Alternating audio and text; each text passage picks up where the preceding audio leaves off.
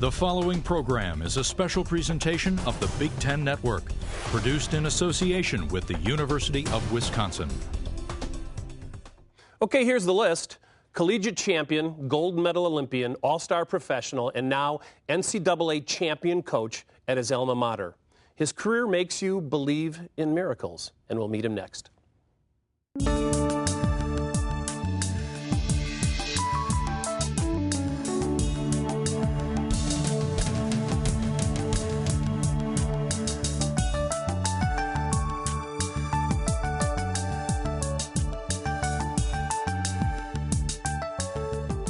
Hi, everyone. Our guest today comes from Royal Wisconsin Hockey bloodlines. He's in the Wisconsin Sports Hall of Fame and the U.S. Hockey Hall of Fame. He's coached the Wisconsin women's hockey team to 2 national titles in his first years at the helm, and he was the leading scorer for the 1980 U.S. hockey team that captured the hearts and imagination of the world when they defeated the Russians on their way to capturing the Olympic gold in Lake Placid.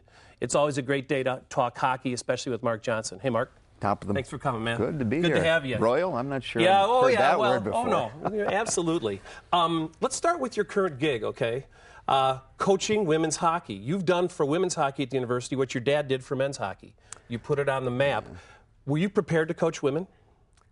I don't know if I was prepared to coach women. It was a step that the unknown was there, just from the standpoint I've coached men for so long and at different levels.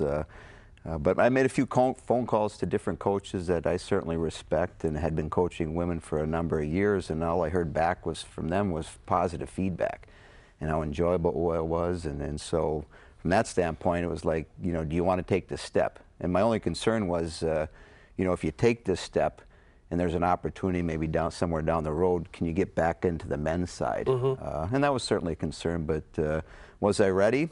I don't know if you're ever ready for. Well, the results would prove that you were, and so were the girls. And what I found is it's been very enjoyable. To me, coaching is coaching. Whether you're coaching at a hockey school with a bunch of mites or squirts, or you have college players, or else you get a chance to coach some of the NHL players for money, it's still coaching. And I think the philosophy that you bring to the table is what's going to make you successful. What's different between coaching women and coaching men? Well, we're made different. Really?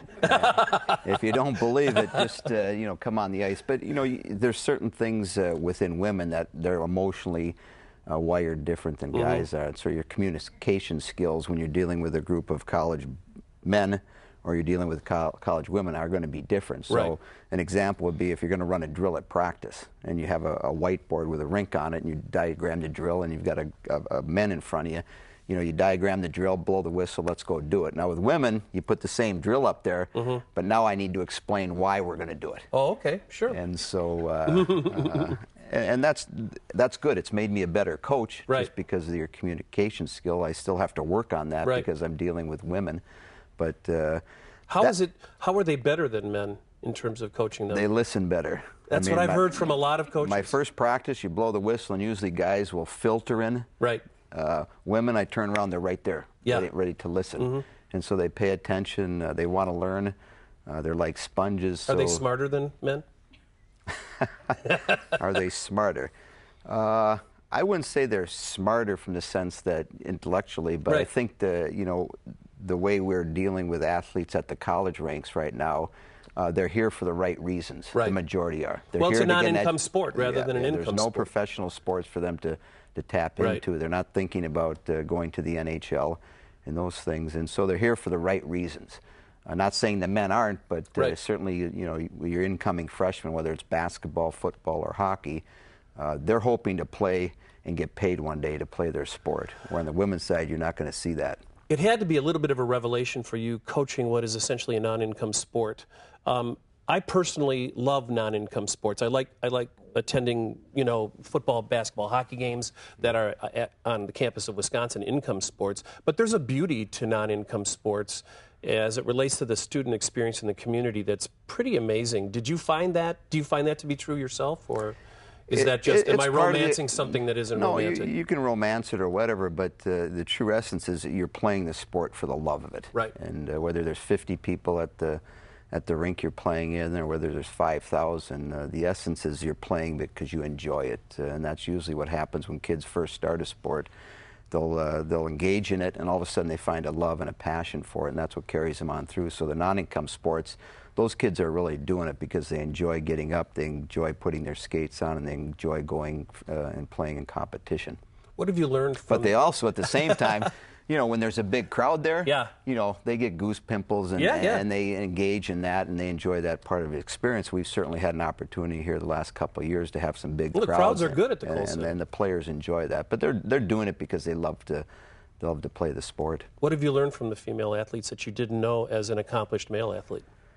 How competitive they can be, and which is good. I mean, we're in a sport that you have to be competitive, right. And some of the players you have to, you know, teach to be competitive, because you know, that's one of the other differences where women, you know, it's okay, you can have the puck, it's okay, I'll come back and get it later. Where no, if you want to, you know, do well in this sport, you have to really become competitive. But we've been able to work with that. But for the most, you know, the higher level players that we deal with, these kids that want to maybe play for a national team or Olympic team one day, they're competitive, and they want to win just as equally as any guy I've ever played with. Generationally, when we grew up, there weren't women's hockey teams. There were just barely women's basketball teams, volleyball teams, etc. But as a father of two girls who competed in high school, I love the fact that they were able to experience that team dynamic that the previous generation was denied. And that competition and that assertiveness that you need, sports is a great way to learn it. Oh, absolutely. There's so many things that sports teach us as far as life is concerned. And I had three sisters. They never got an opportunity to play hockey. Their dad was a hockey man. How good would they have been? Well, my older sister, I think, would have been pretty good. She's a pretty good athlete. Yeah. She's competitive. She likes to win. I mean, she's involved in tennis and golf right now, and is very competitive in those areas, and certainly would have enjoyed the experience of playing hockey. And I think that's one thing, you know, my dad passed away at an early age. He would have loved to have seen the evolution of women's hockey and how it's grown the last 10 or 15 years. Well, and he was a great evangelist for the sport. And the more people play it, the better it is for the game. Yeah, he was an ambassador. He loved when people played question. hockey, and so now he could go out to the Eagles Nest or the Cap Ice Center and watch these young ladies and young girls walk in and out with their hockey bags and big smiles on their face. He would have loved it. Yeah. And so I've got two young daughters, and I've just watched them the last 2 or 3 years really enjoy the sport. Not only competing-wise and competitiveness on the ice, but the social part of it that the girls do uniquely compared to a group of boys. If you went into a girls' locker room and then into a boys' locker room, there is a big difference. Yeah, I agree. I mean, I've experienced that having coached my daughters' and sons' teams, too. It's a pretty interesting dynamic. They have their own culture. Sports culture, and I think that's a great thing.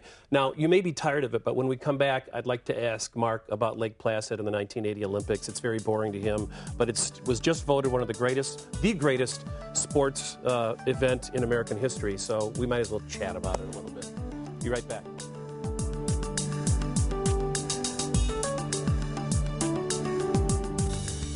This production of Wisconsin Reflections is produced by University Communications at the University of Wisconsin-Madison. Consider this. There's a public university that consistently ranks among the top in the number of Peace Corps volunteers and in the number of graduates serving as CEOs of Fortune 500 companies, whether they're leading corporations or changing the world. The next time you see people doing extraordinary things, they are probably Badgers. The University of Wisconsin-Madison.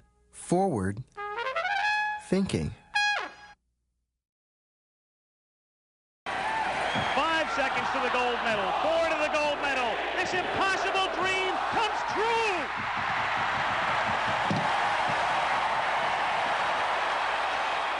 This is the final seconds of the celebration of the gold medal game in 1980, where Mark Johnson scored the game-winning goal against Finland. The Lake Placid games. Did you know how big your defeat of the Russians was when you were in Lake Placid? How it captured everyone's imagination, not just in the United States, but around the world? I don't think you could have got any sense of that, just because, I mean, Lake Placid is such a small community. Right. The amazing thing is that they've hosted two Winter Olympics. If you ever go there or you have a chance to be part of the community. I mean, it's only about 2,500 people, so we were engulfed with the people who were there. Obviously, it was very busy, and there was a lot of people, you know, seeing the different sports, but you never got a feel. The only sense we had is that as the tournament started to unwind and we got closer to that eventual matchup with the Russian games, we got a lot of telegrams. I mean, the poor mail guy, you know, had truckloads of mail and telegrams that he would dump off right outside our locker room, so the entire wall outside our locker room happened to be filled with these telegrams. And so you got a feeling of, you know, yeah, we're getting a lot of support here, but you didn't have any clue of what was going to happen once you left there. I don't know if you probably realize this now, but they embargoed the game because it was played in the afternoon or late afternoon. But I was living and working in Chicago at the time at ABC, and driving home, and on the radio they said, "We can't tell you what happened, but you do not want to miss the Olympic coverage tonight." And that went out all over America. So I'm sure the ratings were huge. Were you intimidated by the Russians? I don't know if you were intimidated. You didn't act intimidated. Like it. You had 2 goals against them. You couldn't have been too intimidated. You were afraid. Maybe if you were, you would have had 4 goals. There was fear just because, you know, they were professionals. They were getting paid to do what they did, and they did it very well. I mean, they had taken the NHL All-Star team from the year previous and beat them 6-0. You know, we were amateur college guys, so realistically, when you go up against them, yeah, you're afraid, you're intimidated because of who they are. I was fortunate to have seen, you know, a lot of those players play in years past. Well, you had played internationally, right? Yeah, we played in the '78 World Championships over in Moscow, and seriously, because that was '79 with Herb Brooks as our coach. There were about 5 or 6 of us that were on the Olympic team that played in that event, and so you saw what they were about. And my dad had coached previous World Championships. I was over in Dusseldorf in '75 watching them, and you were in awe of them. Intimidated? Sure. Yeah, why not? They were good.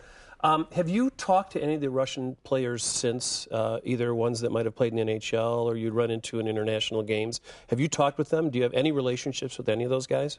Oh, absolutely. In fact, in the late '80s when I was playing in New Jersey, and all of a sudden the NHL, you know, brought down the wall and let the Russian players come in. You know, Fedosov, one of their premier defensemen, became my teammate for a couple of years, and so everybody saw our celebration, got a picture of what we were doing and where we were going after the Olympics, and the celebrations that were involved in all those small little towns that we grew up in. We have to remember the Russians had to go back to Moscow and take the wrath of what happened to them. Yeah, the rumor was they'd never be seen again. So it was interesting because, you know, the hockey community is so small. And once you got to know some of these Russian players that played on the team, I mean, good guys, good people, and we're coming over to America to experience the NHL. The teammates, have you you have reunions every year? How often do you have roommates? No, they're not every year. I mean, guys are busy. I mean, I've got a job, obviously, with 5 kids and other players in similar situations. So there are different points where certain guys and groups will get together, but it's tough to get everybody back in the same area. How'd you get along with Herb Brooks? Well, I always tell the story, you know, everybody that's seen the movie Miracle, you know, sort of look at Herb and how he portrayed the movie actually makes him out to be a nice guy. But I think with coaches and whether you're coaching, you know, whatever level, you have a vision of what you can do with your group, and he had a certain vision of what he wanted to do with this group, and we were all-star players. I mean, you take the best players out of college hockey, bring them together, that doesn't mean you're going to be a good team. And what he wanted to do with that group was going to be difficult for people to accept, but he was tough on us day one, and the toughest practice we had was after we beat the Russians, and we're getting up Saturday and we're strutting around feeling pretty good because, hey, you know, all we have to do is beat Finland for the gold medal, and we come to the rink Saturday for our practice, and he wasn't in a very good mood, and he pushed us hard just to make sure that we were focused and didn't screw up this opportunity that was going to be presented to us Sunday. Did you understand Herbie better than the other players because you were the son of a coach? Well, certain mannerisms. The part I had a tough time. Or the games he was playing with you. And that's probably the biggest hurdle guys had to get over, because he played games with us the whole year. And obviously the feud between Wisconsin, Minnesota, Herb Brooks and Bob Johnson was on the table. Did that ever come into play, the way he treated you? Because your dad was a fierce competitor, as was Herbie. I'm sure they were civil off ice, but, you know, they butted heads for a long time. Did you ever feel a little edge from Herbie because you were Bob Johnson's son? The initial probably 3 weeks when we got together in August, then we took a trip over to Europe for 20 days. I was a little uncomfortable because I didn't know how I was going to get treated. Right. But towards the end of that trip, we're playing in Norway, and Herb calls me into his hotel room, and I didn't know what was coming down, whether I was going to get cut, plane ticket, going home. But he just sort of, spilled things out as far as my role on the team, what he expected of me, and sort of put my mind at ease as far as how he was going to treat me, where I was going to play, what my role was going to be, and sort of gave me an opportunity to relax and now just go on the ice and do the things I was capable of doing. So it was good.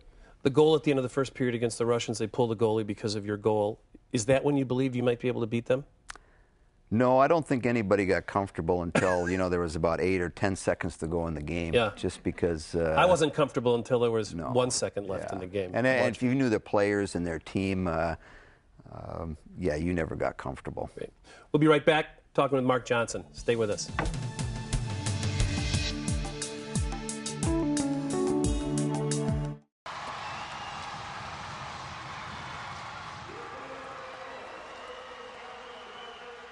Hey, we're back with Mark Johnson, and we brought someone else up from the bleachers, Ronnie Vincent, who was on the 1981 championship team. Mark won his NCAA championship in 1977. The timing's perfect because I did want to talk about the franchise that is UW Hockey, men's hockey, although you're creating a women's franchise as well. A little-known fact, I poured beers at the Coliseum so I could get into the games free, and you had to leave with 2 minutes left to go in each period and go pre-pour beers for down in the Blue Line Club and all that sort of stuff. That's when they serve beers at the games, too. I've heard of that. I don't know. Can you imagine that? But as great as the Kohl Center is, the Coliseum, for a lot of Badger alums watching now, the Coliseum was a pretty interesting place to play as well. I guess my question is, how did Madison become a collegiate hockey mecca? One of the, you look at BC, Wisconsin, maybe Maine now, but these are the big programs. You saw it grow from home. How and why did Wisconsin become a hockey power? Well, I think obviously... Other than you two guys. No, I think it was a combination of a couple things. Partly was, my dad's, vision of what he wanted to do with college hockey and his ability to go sell it to the community and challenge the community to support it. Challenge them to come, hey, come see a game. If you don't like it, you don't have to come back. And he built it from the ground up. I mean, it was... And we started at Hartmeyer when he first came. It was going prior to him coming here, but all of a sudden, you build the Coliseum 3 years later, and people thought they were crazy. There's no way you're going to fill it. And then within a couple of years, all of a sudden, you couldn't get a ticket, and then all of a sudden, season tickets for Friday night and Saturday night were separated. And so it was a community effort. Obviously, my dad had a vision and had some good teams early on. But it was part of the, their job, the community's job is to support it, and they did. And at the time the Coliseum was built, and then you fill it up, it was a premier hockey facility in the country. Well, now were you recruited from? Victoria, British Columbia. So what was your first visit to the Coliseum? Well, it's kind of an interesting story. For kind of first time I met Mark, I was recruited down here coming from out of Penticton, was my junior team. Got snowed out, couldn't get into Madison the night I was supposed to fly in, stayed in Minneapolis, showed up the next day. I believe they were playing Michigan Tech. They beat them pretty handily. If I remember right, Mike Meeker scored 5 goals and then turned pro the next day. And then that's a problem in hockey. Yeah. And then we went to this little eatery across the street called the Nitty Gritty. Sure. And it was the old Nitty Gritty, and they had that little round table in there. And I was being recruited by Clark Cavalinas and George Gwozdecki. So we're sitting at this table, and somehow we had these beers in front of us, and I don't know how they Imagine got there. that. But in walks Mark and Martha. And all of a sudden, all the beers end up in front of the recruits. So I go, Mark Johnson. Of course, I've heard of Bob. Bob was recruiting me, and I hadn't met Mark yet. And I walked in, and here's this little guy and wearing a toque, or a stocking cap, as we say. A toque. And I'm going, who's that? It's Mark Johnson, and I think he scored a couple goals. And I'm looking at him and go, God, he's not very big. But that was the first time I met. But Mark alludes that to, Bob Johnson really put it on the map, and to look at the university, and I was here coming for the education and the hockey, and to have the university behind it. I had my choices of schools, and North Dakota being one. But I always tell the story, gosh, I'd have to live there. So Madison was a pretty logical step for me. And, What'd you major in? Communications, Yeah. public relations and broadcasting, and graduated in '82. Gotcha. And did you have a pro career as well? I had some offers to go. Bob, of course, went to Calgary and wanted me to come up to camp, and I had an offer to go to St. Louis as a free agent to try out. But being a Canadian citizen, I was on a student visa. And as soon as I ended my collegiate school year, my visa was expired. I think they give you 60 days to leave the country. Yeah. But I had an international food company that was going to hire me and sponsor my immigration status. And I couldn't say, hey, wait, I'm going to go try this and I'll come back. It was like, do you want the job or not? And so I decided to go that avenue. What's the reputation of UW-Madison across the border then and now in terms of the full package for a collegiate hockey player? You know, and in fairness of where the program's starting to come back, we let it slide. Minnesota wasn't recruiting Canadian kids at that time. Wisconsin had a great pipeline into the British Columbia Hockey League. A lot of kids were coming that way. Kerry Eads, Kevin Maxwell, Howie Walker, Darren Jensen, all played with me in junior, all went to North Dakota. I mean, the kids were coming that way. And it's certainly a lot more competitive now, so they don't have that pipeline.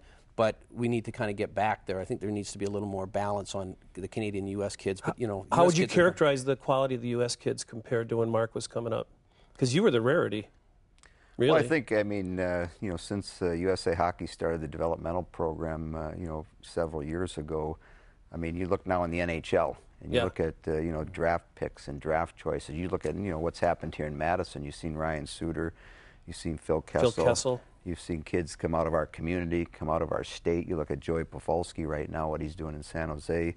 There's a lot of kids within our state that are getting an opportunity to make a living playing hockey, and certainly throughout the states, the American player is much more visible in the NHL than maybe he was 10 or 15 years ago, and certainly more visible than we were coming through the ranks, because when we were coming through the ranks, there weren't a lot of Americans playing at the time. Right. When we come back, we're going to have another Badger hockey great join us on the deck.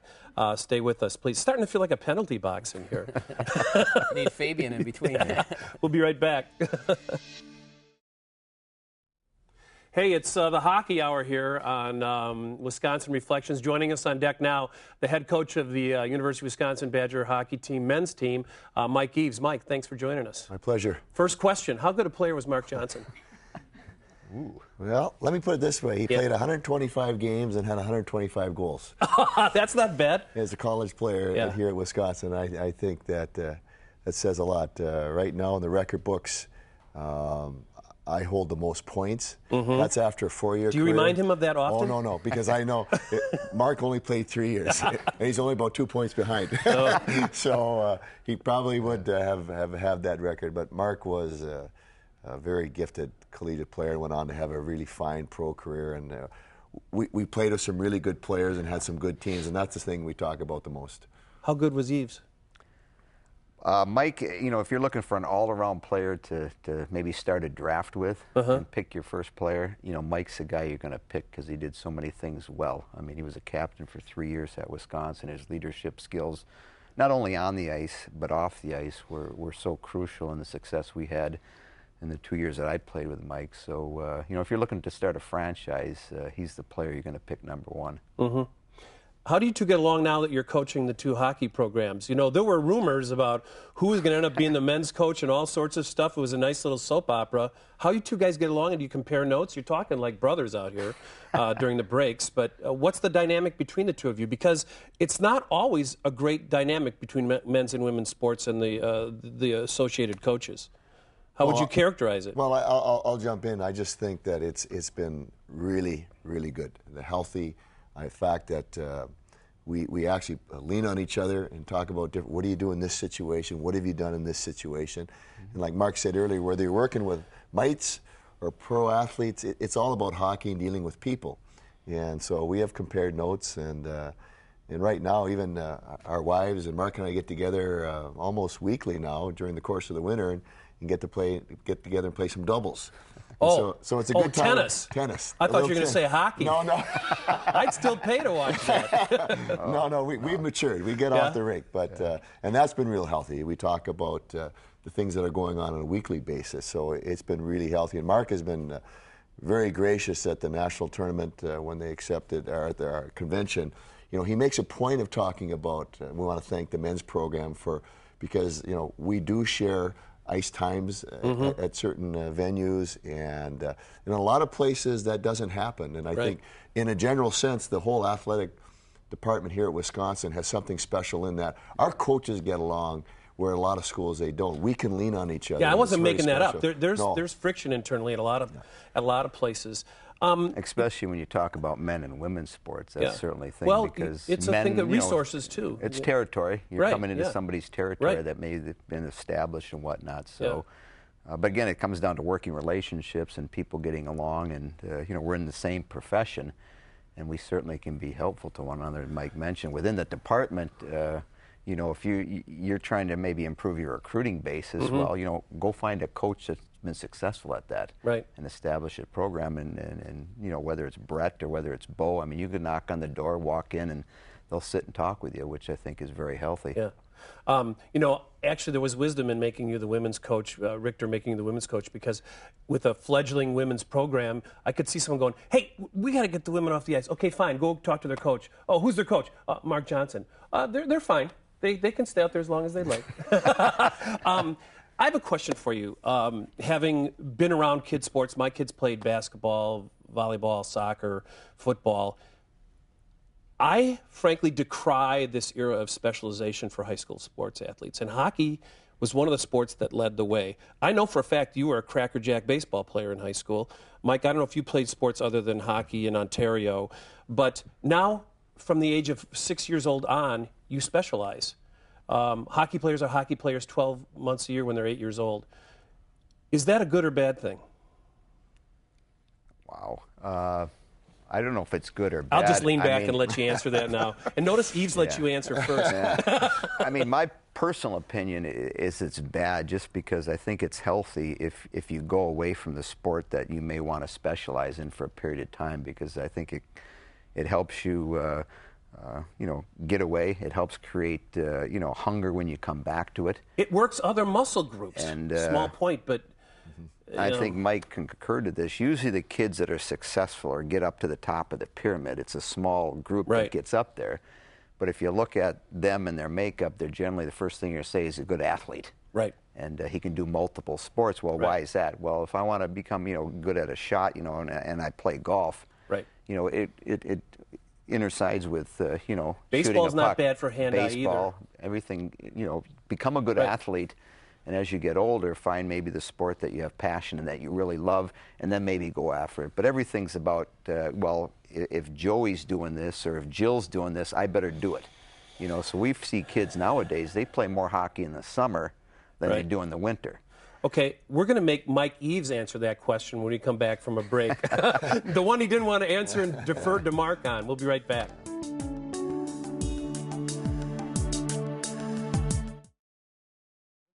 On the kid. Hey, we're back with Mark Johnson and Mike Eves, the University of Wisconsin-Madison's championship hockey coaches. Mike, I'm going to let you answer the question about specialization with young athletes in the grade school and high school level. Where are you on this? Well, has it become too much? Well, it has. Coach Johnson, Mark's father, Bob, was a big proponent of playing a lot of sports, develop as an athlete. And as time has gone on here, it's got more specialized, as you said. And we try to encourage our kids that are coming out of high school to be a multi-sport athlete. One of our young freshmen, Ryan McDonough, who was a first-round pick of the Montreal Canadiens, he played football and baseball, an all-state baseball player up till senior year. And I think you come to realize that it doesn't hurt you, that as Mark said, you're re-energized when you come back to the sport that you want to play. Right. And we saw that with our own children, and I think we need to talk about that more and try to convince parents that actually less is more. Right. Less is more, but that's a hard sell. Well, here's the thing that an observer might say. It's not the kids who want to play 12 months a year. It's the parents or people who are making money off young athletes in these tournaments or their gear or their ice time or whatever who want everyone to play 12 months a year. I don't know that there are a lot of kids who say, hey, I want to play hockey 12 months a year. I feel like it's imposed on them somewhat. Is that a fair assessment? Mark? I'll use an analogy.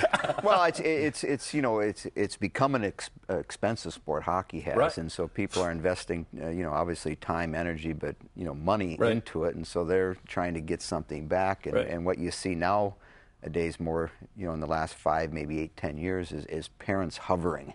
Right. We call them helicopter parents. They want to be a part of everything. They want to make sure they never miss a practice. And I'm sure they can tell you a lot about hockey. And they never miss a game, and so they come into our world. And, and part of it's media, too. I mean, right. you go to a football game now, and they're 3 hours before the game gets kicked off. They're on 4 hours afterwards. Everybody analyzes every play within a game. You come to our games, and people analyze it. Parents analyze it. We have a lot of coaches in the stands. Right. And it's part of what we have to deal with. And so, I'm not sure the kids want to play hockey 12 months out of the year either. But so here are two guys who have been championship elite collegiate players and played in the NHL saying play other sports. Am I to understand it correctly, Correct. Mike? Well, I'll give you an example. I mean, when we grew up in Madison, you look at Bobby Suter and some of the kids, that have gone on and done well. In high school for 3 years, 10th, 11th, and 12th grade, we played 22 games. So in right. 3 years, we played a total of 66 games. Well, now they play that in a month. And so, and we were able to be successful. And part of it was, when the hockey season was over at the end of February, early March, we dropped the skates, we put on the baseball gloves, or we got the golf clubs out, and we went and did other sports. But realistically speaking, aren't those days gone? They are. And it's tough to get them back. It's really hard to get them back. But I think we're very fortunate in that we're in a position that we can get up on a soapbox, right? Like right here, and say, you know what, our history tells us this, and don't be afraid to continue to play other sports. I've seen kids that were pushed so bad and so hard by their parents that by the time they're 18, they quit the game altogether. Right. They were sick of it. That's an extreme case. No, I think burnout's an issue. But it happens, and coming from a couple of guys that have raised kids, have seen it evolve, be strong enough or be brave enough to get outside the box, because there are people selling the other way. This is a business that they don't care if your kid burns out. They're right. trying to make a buck. Yeah. If you want the best for your child, let them be a multi-sport athlete. And if they're good enough, if they have the God-given ability, it's going to rise to the top of the Before we go to break, his son played for you this year. How'd he do? Dad, ask him how your son did. He knows. He saw a lot of games. It was awesome. He's a pistol. Yeah. He's a pistol. He's got a lot of his mom in him, too. Nobody talks about Lester and how competitive she is, and young Patrick has a lot of that. It's going to be fun to watch him grow in his career here. Great. The one thing that has changed, I think, too, and you can attest to this, think about the neighborhood you grew up in. No question and what about you did, and the neighborhoods that we have you now played today. without parents. And so parents were nowhere to be found. Now, you don't even have a practice without parents. If a dad came to a game, it was a big deal. So you might have, now, specialized in baseball. Right. And so you're going to be running around doing baseball events. Yeah. Your best friend who lives across the street is involved in soccer. Yeah. And now he's going around. And I agree 100%. And so the makeup of our neighborhoods has changed, and Yeah. so it's changed what our kids do, too. I always used to say to my kids, go play in the mud. I don't care what game you make a game up. We're going to be right back. We're going to talk about the NHL. Gretzky, Lemieux, favorite goons. Dennis.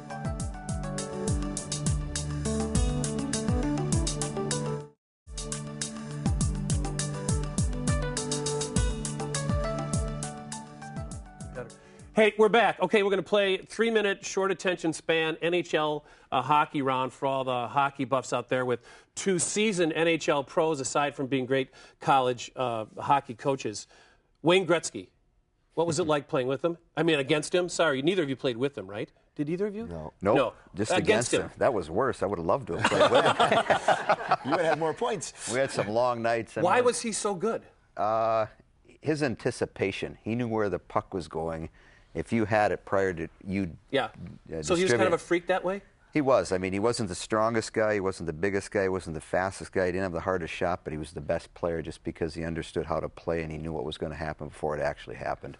I was up in Calgary with Mark's dad for 3 years, and we played against him a lot. Yeah. And in the beginning, they kind of spanked us. And the thing about...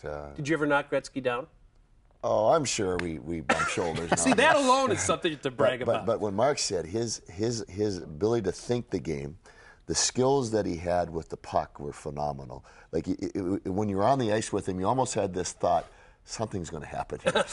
But the thing that separated them, most people don't know, was how competitive he was. Right. He would find a way, and he wasn't the biggest, the fastest, strongest, but he would find a way with the gifts he had to get the job done for a 50-50 puck or a battle.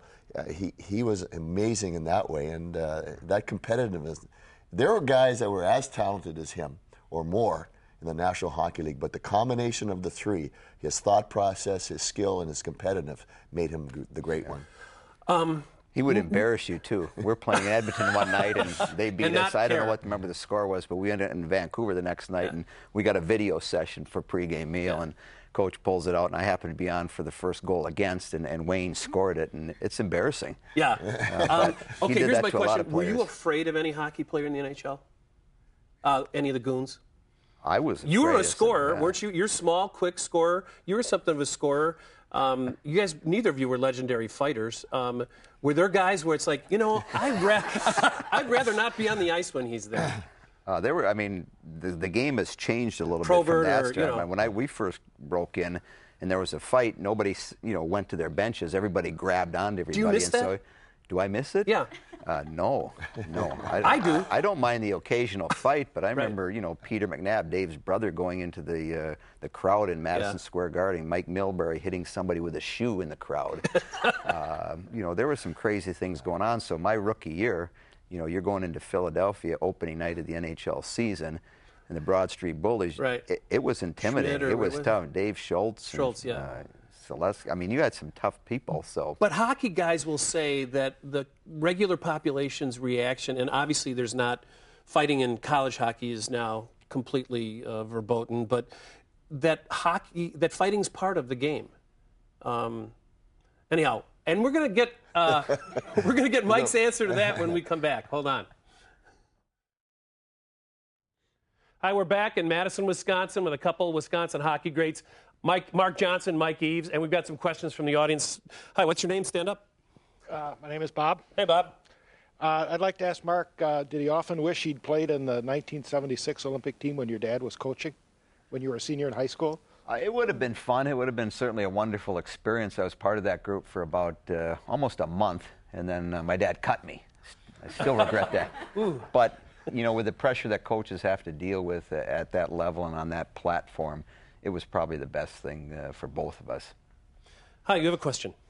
Hi, my name is Susanna, and my question is, I've heard some stuff about the programs in Madison, the youth programs having some difficulty with consolidating the teams, some of the teams the high school teams having to go together to form the teams, and then having a tough time fielding JV and varsity squads together.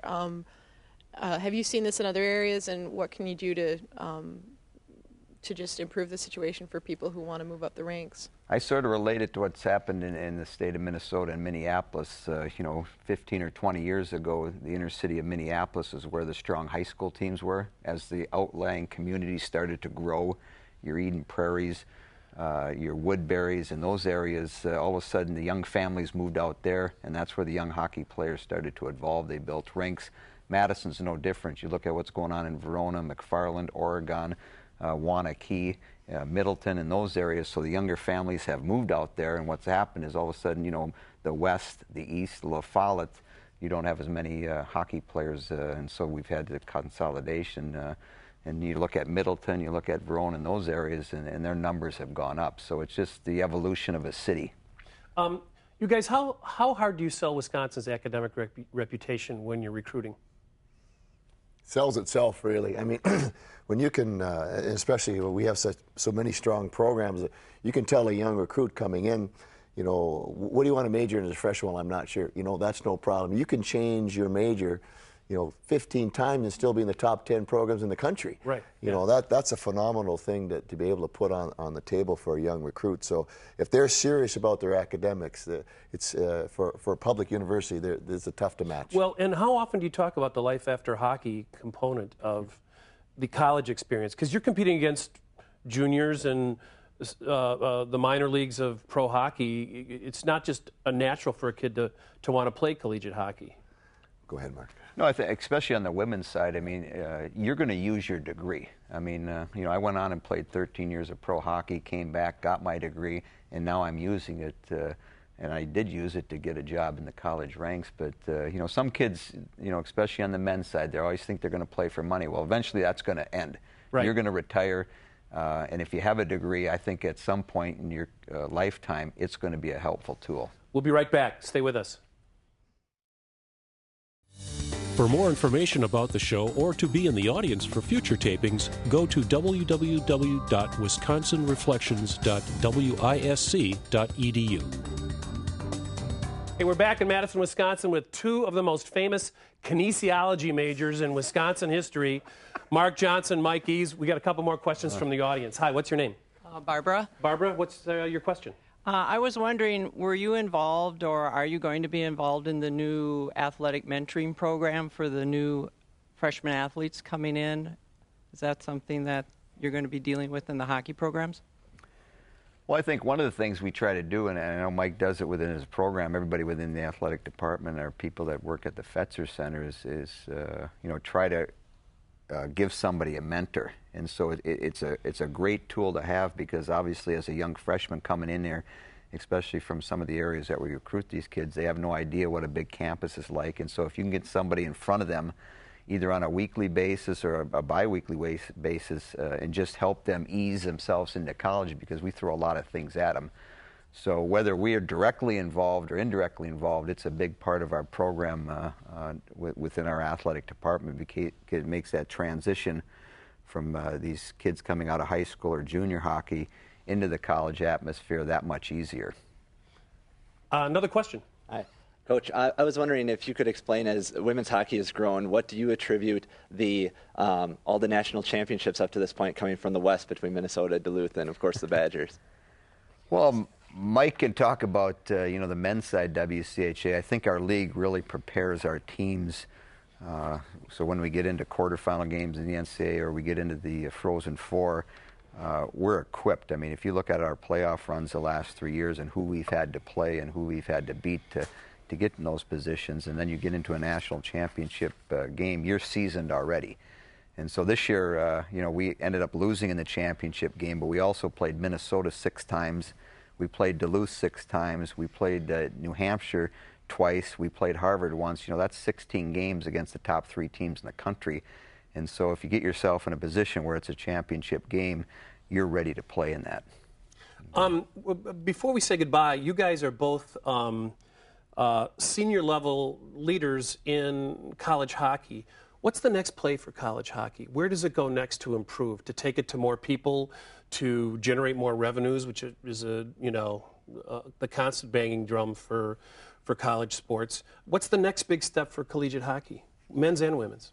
For me, it's exposure. I think that, and that's the benefit that television can have, and the more times that we can get our game on TV, I think that it'll really help the growth of our sport. I think the Big Ten Network's going to play a role in that as well for women's, I would argue. But I think it can play a huge role, because if our sport is exposed, the trend is people like watching it. And so the more times we make it visible, we expose our sports, it's just going to help everybody out. Mark Johnson, Mike Eves, thanks. See everybody on Wisconsin. Thanks for joining us.